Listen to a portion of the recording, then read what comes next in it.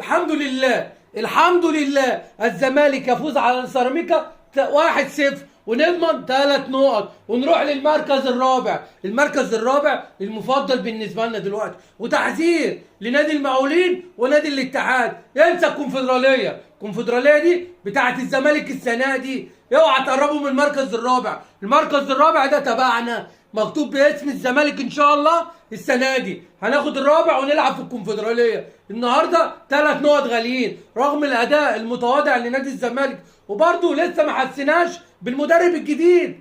المدرب الجديد بصراحه لسه ما حسيناش باللمسات بتاعته في الملعب. النهارده ابراهيم نضاي، في حاجه غريبه في ابراهيم نضاي. ابراهيم نضاي عنده النخاع قليل في ركبته، لازم ناكله كوارع. الواد يخش جوه منطقه الجزاء ما تعرفش ايه اللي بيحصل لك يا ابراهيم. ايه اللي بيحصل لك؟ انت غشيم يا ابراهيم. ابراهيم انت غشيم. ابراهيم نضاي محتاج تغذيه. راجل من اول لما جه بيتعالج في المستشفيات. نسيبنا من ابراهيم نضاي ونرجع للمباراه تاني. 3 نقط غاليين الحمد لله. جمهور الزمالك كان محتاج فرحه، بقالنا فتره كبيره ما فرحناش. انتوا عارفين لغايه الدقيقه 90 انا حاسس ان الزمالك هيخش فيه جون التعادل، وهنبقى زعلانين النهارده زي كل مباراه، بس هي اراده ربنا. النهارده ربنا بصراحه رايد اللي هو يفرح جمهور الزمالك، لان احنا اللي تعبانين. مجلس الاداره مش تعبان في حاجه، اللعيبه مش تعبانه في حاجه. الناس دي بتاخد ملايين وبتروح بيتها تفضل تصرف وتضيع، واحنا اللي تعبانين وبنبقى زعلانين. كل ده عشان خاطر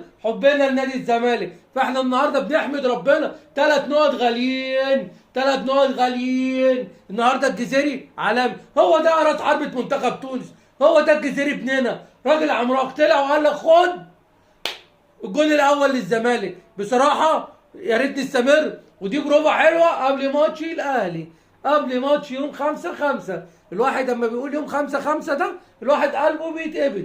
ما تعرفش ربنا شايل لنا ايه في اليوم ده. الواحد مرعوب من جواه. هنلاعب بطل افريقيا، عملاق افريقيا، اللي ما بيرحمش، اللي مش مخلي اطفال ولا ناشئين ولا شباب ولا سله ولا طايره ولا قد غير واكل الزمالك. مش عارفين ايه اللي هيحصل معانا في الامارات. ربنا يستر، يعني ربنا رضانا النهارده. ما تعرفش يوم 5/5 ربنا شايل لنا ايه. الحمد لله والف مبروك لعيبه الزمالك، وان شاء الله اللي جاي احسن. السلام عليكم.